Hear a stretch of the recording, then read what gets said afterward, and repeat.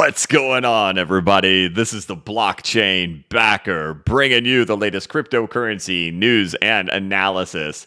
Today, we're going to be taking a peek over here at the cryptocurrency market. We'll take a peek at the Bitcoin price chart and the altcoin market. Real quick, it's a Sunday morning video I'm putting out real fast. Wanted to touch topics on a couple of things as Bitcoin is sitting at 27,400. Another one of those lines in the sand that I've been talking about. Hey, 27,000 starts to get much harder to build some type of bullish case for the cryptocurrency market. As we can see, Ethereum got within $11, I believe it was, of its previous 2018 all-time high in here. Very, very close. XRP, another one, it has poked its head below that trend that has held there for the past 2 years. So if these prices get moving down to the downside, I have no way to know how deep these things will end up going. But we can see consistent lines in the sand starting to get poked through, whether it's Ethereum, whether it's XRP, Bitcoin, right there on the edge, right there near 27,000. And like we saw at the end of last week, we saw the 2-year and the 5-year government bonds poke into new highs for the first time and sitting at levels that we saw from the great financial crisis. Now, of course, one of the biggest challenges we've seen out here in this market is that Bitcoin and Ethereum, they haven't really given any sign of a retracement, and the altcoin market's been taking a really big hurt with it. For the vast majority of big names in the cryptocurrency market, we haven't seen an alt season appear throughout this cycle, and the big question is, will there even be one? I don't know that answer. Throughout the history of my channel, I've tried to point to the time periods where we've had them, and in particular being in the retracement of Bitcoin back in 2017, after it had its initial knockback from the all-time high. As we can see, Bitcoin has been in nothing but a knockback ever since its all-time high, with no retracement coming in and the altcoin market taking a hurt with it. I saw somebody post on Twitter yesterday commenting on my video saying, hey, some of the lines in the sand have been crossed. And it's like, oh, it's a breath of fresh air to hear some honesty. And I thought to myself, are you serious right now?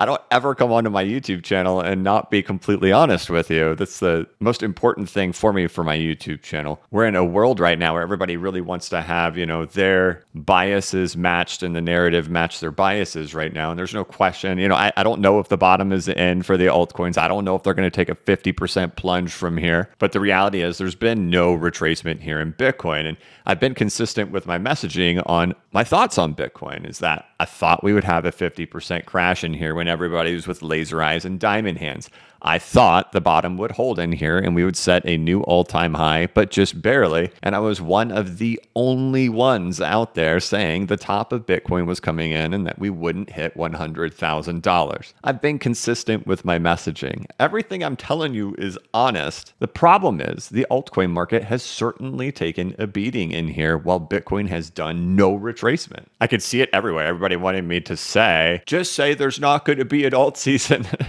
And well, right now, it's certainly not looking good, right? I mean, the prices are down way further than I could have expected that they'd end up going for an alt season to occur. But the problem here, too, is that Bitcoin just hasn't done any kind of retrace yet.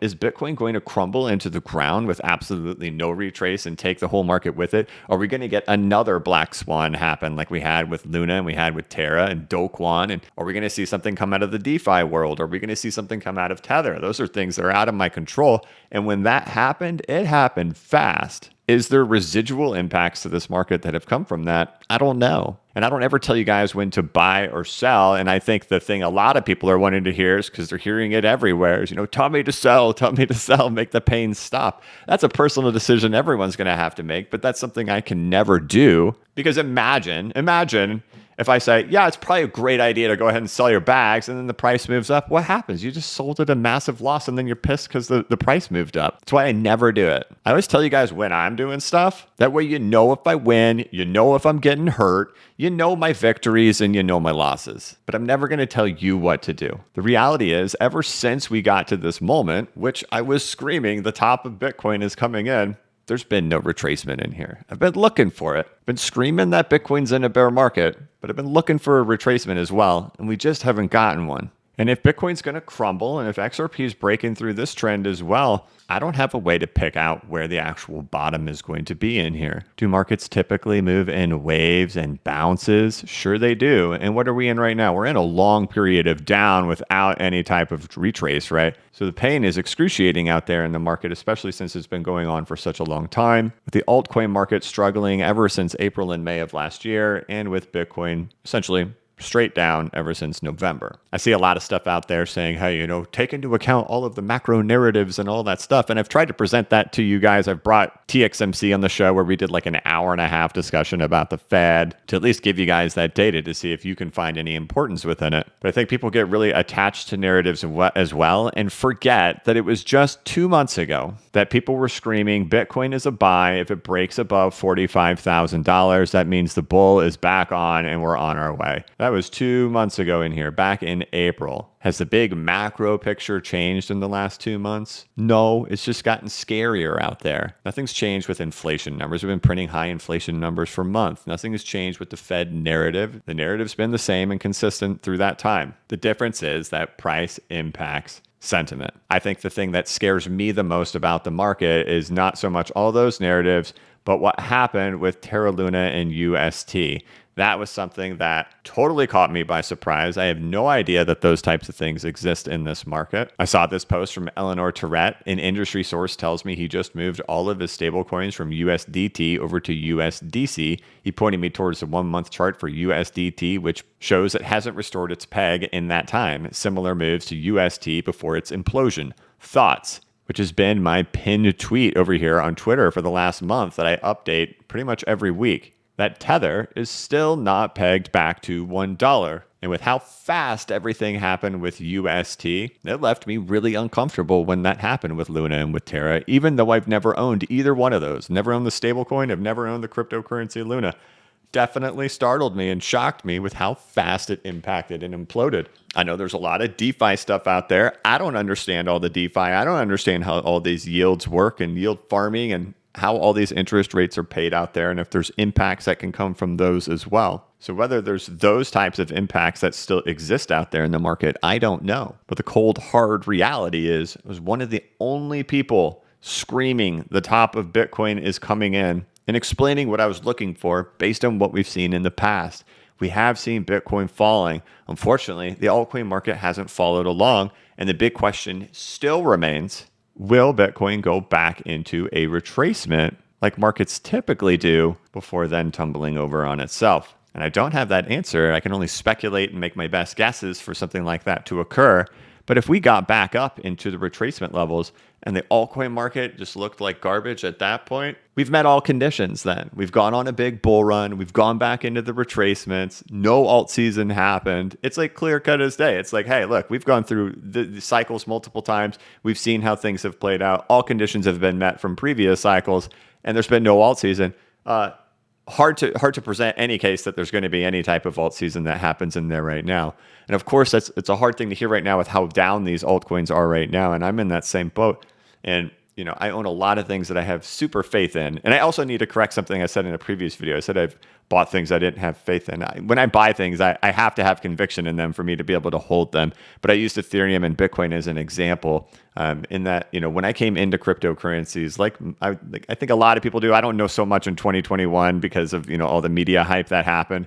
But coming into cryptocurrencies, there was a lack of faith in the US dollar and the inflation and the printing. And Bitcoin meant so much to me because it was a decentralized currency with a limited supply, and it made so much sense to me. But as time passed, as we got into that 2021 bull run, and I watched, Elon Musk and Tesla come in here, and I watched the financial media and CNBC just pitch it so hard to the public to buy it up here, it changed my thoughts on Bitcoin. It made me frustrated at Bitcoin and what it was and the marketing personalities behind it and how they were really trying to push it onto retail investors on TV after it had already gone on its big run. So as time passed, my thoughts on Bitcoin morphed over time. And with Ethereum, when the high gas fees started showing up as well, it didn't make sense to me how these slow, overpriced assets were doing better than things that I thought served better purpose, like privacy coins and XRP and other peer-to-peer cash that is just faster. But anyway, back to the point. Right. So if we got back into a retracement and nothing happened with the altcoins, it's clear as day because all conditions have been met from what we've seen previously. At that point, it's like, yep, there's no conditions we can look at previously to say that there is going to be some type of alt season that happens in here. But we haven't seen that yet. We looked for a top for Bitcoin. We got it. Prices have been moving. We've now set a new lower low. Is that the actual low? I don't know. With lines in the sand getting crossed, it's pointing to it's probably not. So does that mean there's more pain in the altcoin market? Probably.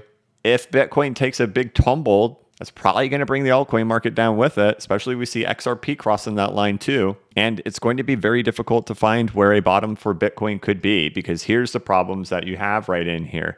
If you say the 200-week moving average has to be the thing that has to hold, because that is what has held throughout history, then you also have to say that Bitcoin will not have as deep of a bear market as it has historically had, because the historical bear markets for Bitcoin go about 85%. So anywhere from 84 to 87% is how deep bear markets have gone.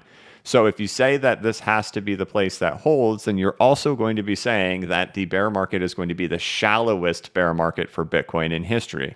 However, if you say that it actually has to go 84 to 87% for the Bitcoin bear market, and it's got to come all the way back down in here, then the problem is you have then lost the 200-week moving average, which has never happened before, where we were closing weeks and months below there. So there's multiple things that create issues on trying to find the bottom here in Bitcoin. And it's going to be very difficult to try to guess where that is actually going to be, or if things are going to start plunging. The things that we know about with where we're at right now, though, is that we are hitting such levels of extreme fear. On the Fear and Greed Index, it's only happened 2 other times. It happened during the C19 sell-off, which was a bottom, and it happened at the capitulation phase of Bitcoin back in 2018.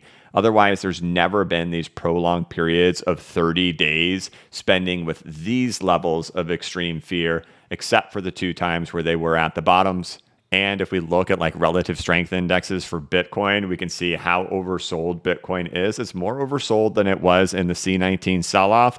And when we look back in 2013, how long these bear markets happened, when we went from oversold conditions to, or when we went from overbought conditions to oversold conditions, and how much time elapsed during this time period for a bottom to actually end up coming in, it was a total of 58 weeks or 406 days. And we can see currently right now, at the amount of time that we're at right now, we're at 74 weeks or 518 days. So a lot of time has elapsed in here for these indicators and oscillators to really cool off in here as well. And even XRP is the most oversold it's ever been on the weekly time frame in history. Doesn't necessarily indicate that's the bottom just because it's the most oversold it's ever been in history. You could stay down here for a while, but we know we've been in here for a while with these oscillators topping out quite a while ago. But there's no question it has been incredibly disappointing with the altcoin market. I'm right there with you. The things that I think are the best in the market have not performed as well as things that I think are some of the worst things in the market.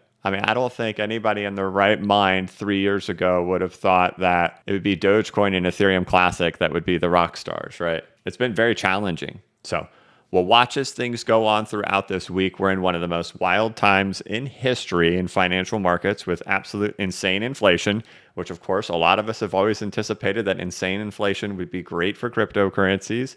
Turns out the narrative of it is changing that it's not. We're also seeing people flock to dollars, even in the moment of extreme inflation, as they're going into government bonds. And the big question is everything overstretched or is everything breaking out? And we're just going to kind of have to watch it and monitor it as it goes. It's definitely been a challenging time out here.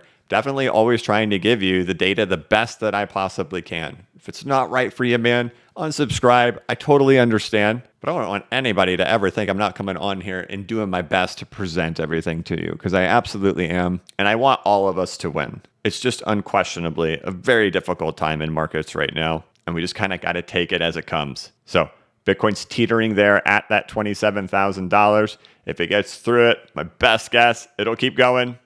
We're seeing XRP start to poke through, and we saw Ethereum poke through yesterday. So, all right, guys, that'll be it.